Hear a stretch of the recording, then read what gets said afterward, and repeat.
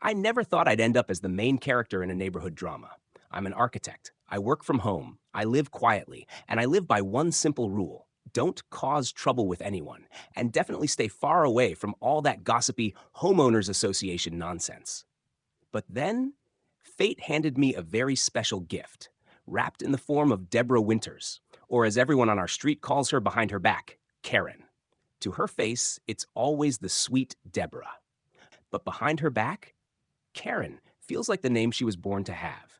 She's got all the classics: nosy, obsessed with rules, clipboard permanently glued to her hand, and that smug little half smile that says, I know exactly what you're doing wrong.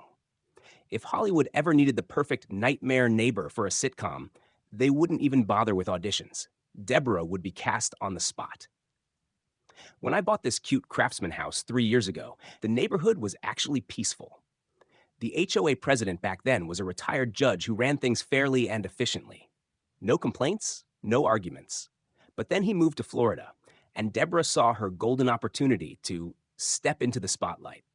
She ran on these big, lofty promises about restoring property values and maintaining community standards. Sounds reasonable at first, but in plain English, it basically meant get ready for the Karen-branded HOA reign of terror. And me? I thought that as long as I followed the rules, paid my fees on time, I'd be safe. Turns out I was way too naive. Let me tell you, if you've never lived in a neighborhood with an HOA, homeowners association, it's basically like a miniature government, except the power rests in the hands of overly energetic, frighteningly idle neighbors. They don't have their own police force, but trust me, sometimes I wish they did. At least then I'd know exactly who to call when I get ticketed for leaving Christmas lights up 3 days too long. Back under the old judge, everything ran smoothly. HOA meetings wrapped up in 15 minutes, tops, and everyone went back to their lives. But once Karen took over, meetings dragged on for hours. And I swear she put together PowerPoints with more slides than an actual TED Talk. The only difference? Instead of inspiring people, Deborah just spread migraines. By her very first month in power, she launched what she called her Order and Discipline campaign. One morning, poor Mrs. Chin at the end of the street was in tears after getting slapped with a violation notice. The crime? Putting her trash can on the curb, 1 hour later than allowed. And the Johnsons? They were officially warned for keeping up their Christmas lights until January 8th. I'm not kidding. 3 days late, and in Deborah's eyes, that was practically a crime against neighborhood aesthetics. Hearing the neighbors' stories, I didn't know whether to laugh or worry, but I kept telling myself, it's fine, just follow the rules, keep your head down, and you'll never be on her radar. What I didn't realize was that my beautiful backyard maple tree was about to make me enemy number one in Karen's almighty HOA notebook. It all started on a Saturday morning. I was sitting in my home office, sipping coffee, sketching a few design drafts.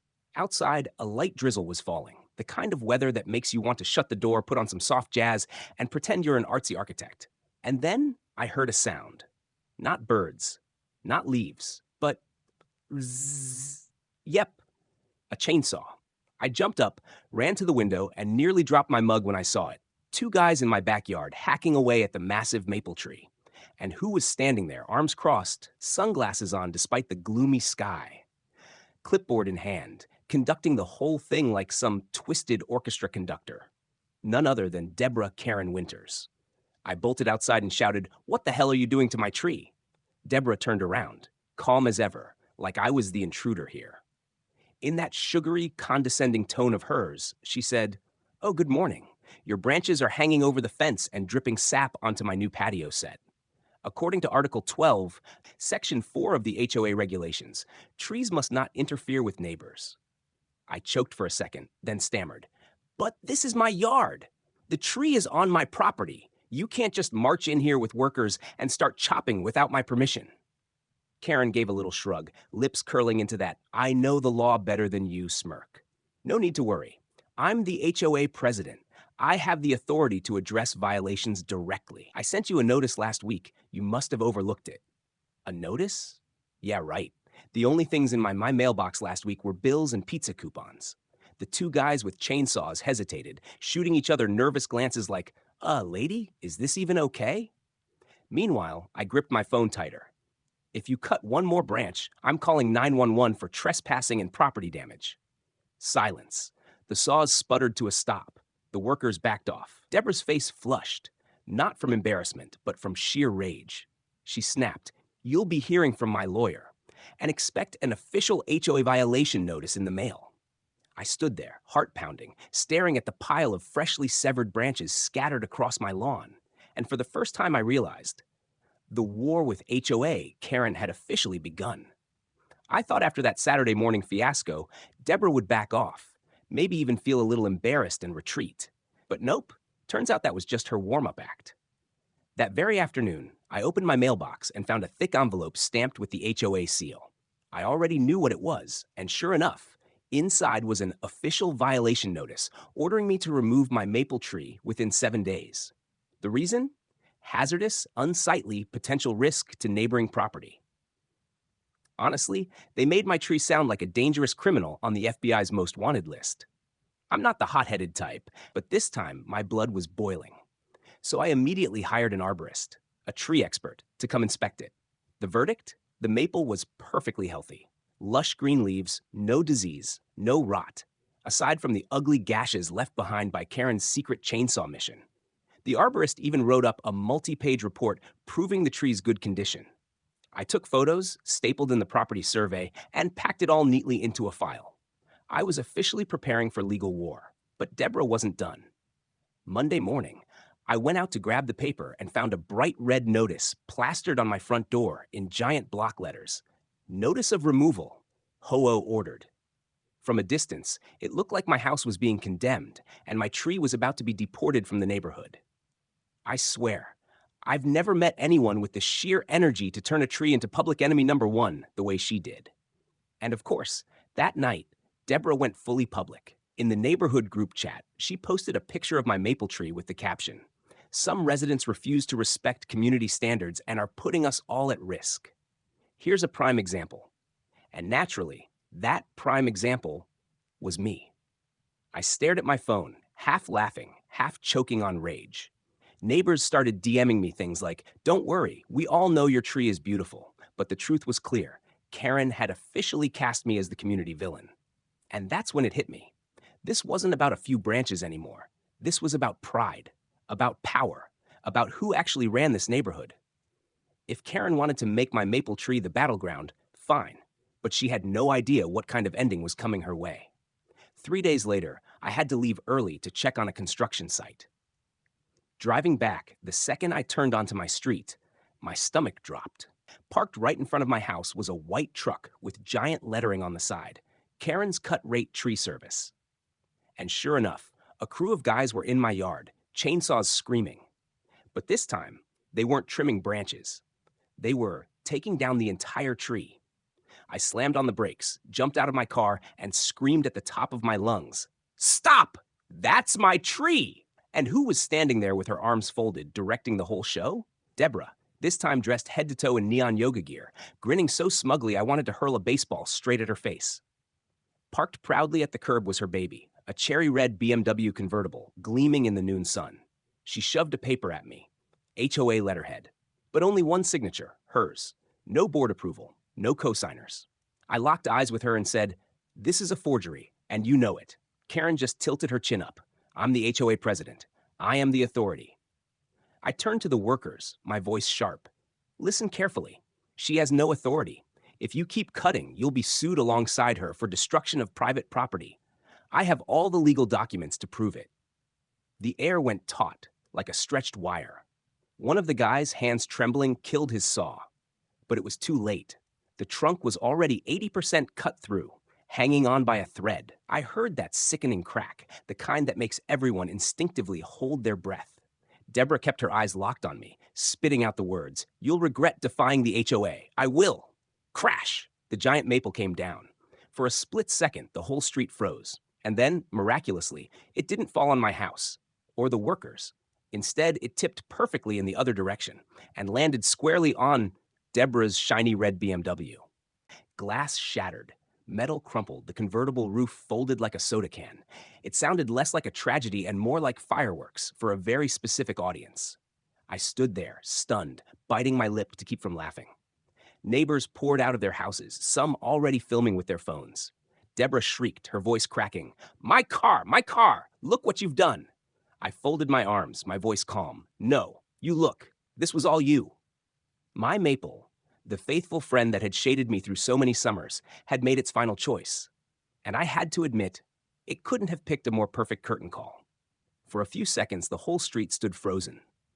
Then, like dominoes falling, whispers, gasps, and "oh my gods" rippled through the crowd. Everyone stared at the crumpled red BMW pinned beneath the maple, as if we'd all just witnessed a live-action dark comedy. I stood there, my hands still shaking, but inside, I'll admit I felt pure, unfiltered satisfaction. Deborah, on the other hand, was shrieking like the entire world had betrayed her. "My car! Who's going to pay for this?" She whipped out her phone, dialing her insurance company while pacing and barking into the receiver. I caught bits of it. Yes, the tree fell. No, technically I did call the removal crew. Yes, I signed the order, but I'm the HOA president. I have authority. Hello? Hello? And then silence. Her face went pale, her sunglasses trembling on her nose. Insurance had just shut her down. Meanwhile, the tree service crew scrambled to pack up their gear, muttering, "She told us she had authorization. How were we supposed to know?" The foreman made a quick call to his boss, then looked at me, nodding apologetically, clearly wanting as much distance from Karen as humanly possible. Then Michael, one of the HOA board members, showed up with two others, rushing down the street. They froze at the sight. The massive maple sprawled across the lawn, the BMW crushed flat.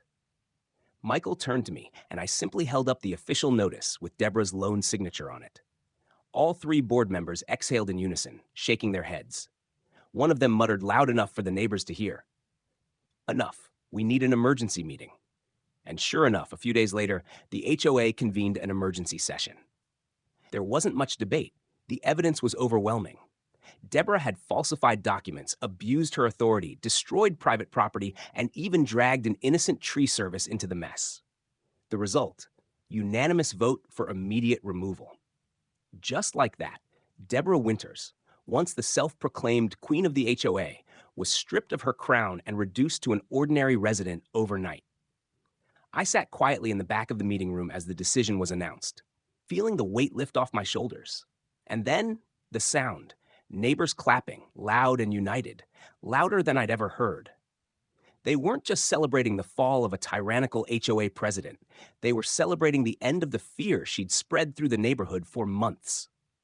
A week after the red BMW tragedy, I received a thick envelope sent by certified mail. I opened it and nearly burst out laughing. Inside was a formal letter from the HOA board, of course, minus Deborah, offering an official apology, acknowledging that my maple tree had been cut illegally. Tucked in with it was a check for nearly 20 grand, covering both the appraised value of a mature maple and the cost of landscape restoration. I stared at the number, half amused, half relieved. For the first time in my life, I found myself genuinely grateful for tree insurance laws. But that wasn't all. Attached was also the record of the emergency meeting. The board had voted unanimously to remove Deborah Winters from her position as HOA president. Reading those words felt like dropping a backpack full of rocks I'd been carrying around for months. That afternoon, I sat on my porch, sipping iced tea, savoring a peace I hadn't dared call normal in a long time. Right then, a luxury SUV, clearly a rental, with the company's logo sticker still plastered on the windshield, rolled into Deborah's driveway. The door opened, and out stepped Deborah herself. Same oversized sunglasses covering half her face, same hurried stride, but none of the swagger of the HOA queen she once was. She glanced at me, just for a second. But in that flicker of an eye, I saw it all. Bitterness, shame, and something that looked an awful lot like defeat. I raised my glass of iced tea, giving her a small nod. A tiny, wordless cheers. And I swear, even behind those dark lenses, I caught her flinch. She ducked her head and scurried inside, like someone slipping quietly into a life sentence. I leaned back, took a slow sip of tea, and smiled. Sometimes justice doesn't need a courtroom or a lawyer or a gavel. Sometimes all it takes is a tree, and just enough weight at just the right time. Looking back, I realized something. My maple tree wasn't just summer shade. It was a living lesson in boundaries. boundaries of property, boundaries of authority, and boundaries of patience. You can be the HOA president, you can wave a clipboard and rattle off bylaws, but you can't trample over the law, over basic decency. And you sure as hell can't beat gravity. Karen thought she was the law, but the tree thought otherwise. And this time, the tree won. This whole story may sound like a sitcom, but the truth is, it mirrors a frustration many Americans know all too well. Living in a nice neighborhood, paying HOA dues on time, and still having to endure a neighbor who crowns themselves king or queen of the block. So if you're lucky enough to be at peace in your own home, remember, respect boundaries, respect the quiet, because one day it might just be a tree in someone's yard that delivers the final verdict. As for me, every time I walk past the empty spot where my maple once stood, I feel a small pang of loss. But then I can't help but chuckle, remembering that crushed red BMW sprawled beneath it. I take another sip of iced tea and remind myself sometimes justice really is sweet.